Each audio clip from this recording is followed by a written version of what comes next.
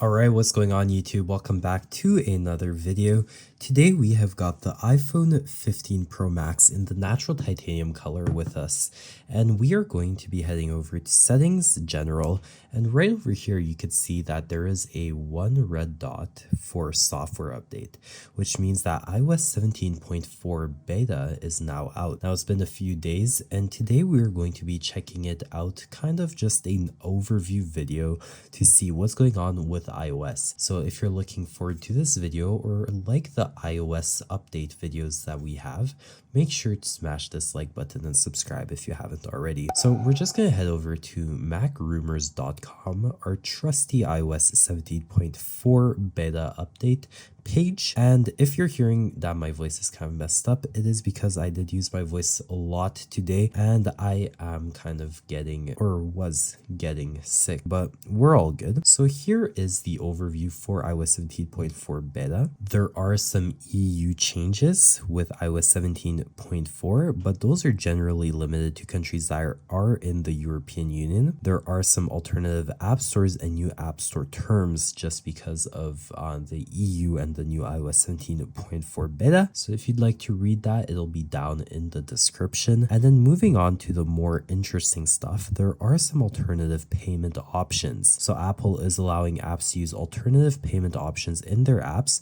and there will no longer be a requirement to use in-app purchases. So this will really help developers and other creators of apps and their payment methods. There are also going to be some third-party browser updates. So users in the European Union that open Safari will see a pop-up that allows them to choose a new default browser option from a list of the most popular browsers on iOS, whether that could be Google Chrome, Firefox, Microsoft Edge, etc. Now there is also going to be enhanced NFC access, so third-party payment apps and banks have access to the NFC chip on the iPhones in iOS 17.4, and now will be also able to offer contactless payments directly on the iPhone without using Apple Pay or the Apple Wallet. So this is only available in the European Economic Area. So now you will be able to pay with NFC instead of Apple Pay or your trusty wallet app. There are going to be some gaming app changes. So streaming games are now allowed on the App Store worldwide, which means that services like Xbox Gaming, GeForce Now, and other apps can be offered as a standalone on iPhone or iPad, which is really good if you're a streamer or a gamer and you're just trying to, have some fun on your phone. Now, the change with this is the fact that Apple only used to allow cloud gaming services to be offered via the web, but now they are allowing mini apps, mini games, chatbox, plugins all on the gaming app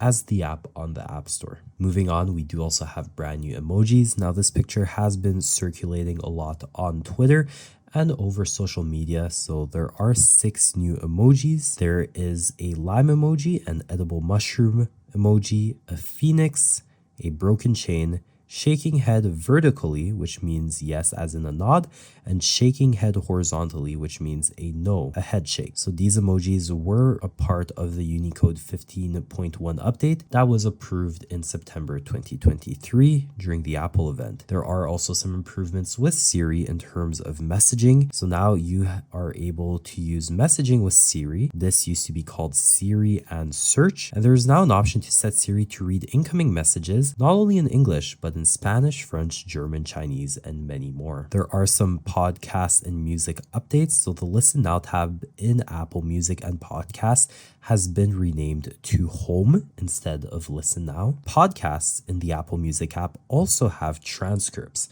So not only do music have transcripts in Apple Music, but podcasts too will offer transcripts. There is also a new update coming to Safari. Now, as you guys can see, this is the search bar right down here. Now, this search bar on iOS 17.3, this was the general size for many years, and now the search bar in iOS 17.4 will be getting wider than it was before, which is going to be pretty interesting. There's also the new stolen device protection section in the settings app, which now offers an option to require a security delay always or only when away from familiar locations. Something that is very exciting is this new generation of CarPlay, which is set to launch specifically in the United States of America later in 2024. And in iOS 17.4, there are going to be 8 new CarPlay apps. So there's going to be the camera app, which will be able to feed the vehicle's rear view camera. There's also going to be a charging app, which will be able to give you the status of your electric vehicles, which will display battery level, charging status, time remaining until the battery is fully charged, and much more. New climate app, closures, media. You will also be able to use the tire pressure app that is coming to iOS 17.4 for the new generation of CarPlay, and Trips, which will provide a variety of driving related data, such as your average speed, fuel efficiency, energy efficiency, and much more. So all of these are basically almost always accessible on your newer cars, but now they will be available within the CarPlay ecosystem, which is going to be pretty nice. SharePlay now is coming to HomePod and Apple TV, which is going to be pretty nice. Stopwatch live activity, so iOS 17.4 will add live activity functions for the stopwatch feature on the iPhone, which basically means that when stopwatch is activated through the clock app, the stopwatch will now show up on the dynamic island and on the lock screen. So if I head over to my clock app and I go to timer and I set a 15-second timer, you guys will see that it pops up in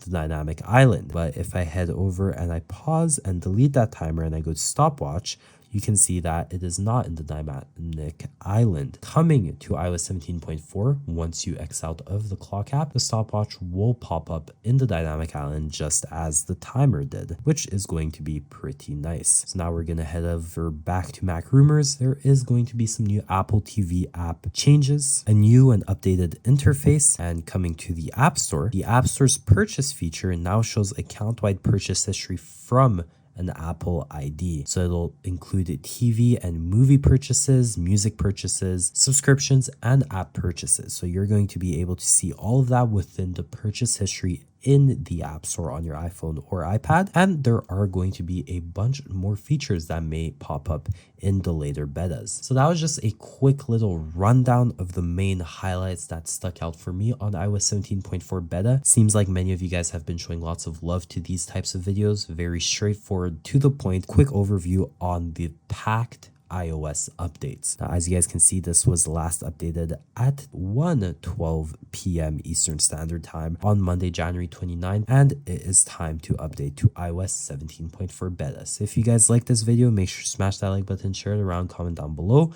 Make sure to go check out all our socials at Techrific, where you can stay up to date with what's going on in our life as well as in our tech journey. And before updating, I am going to back up my iPhone.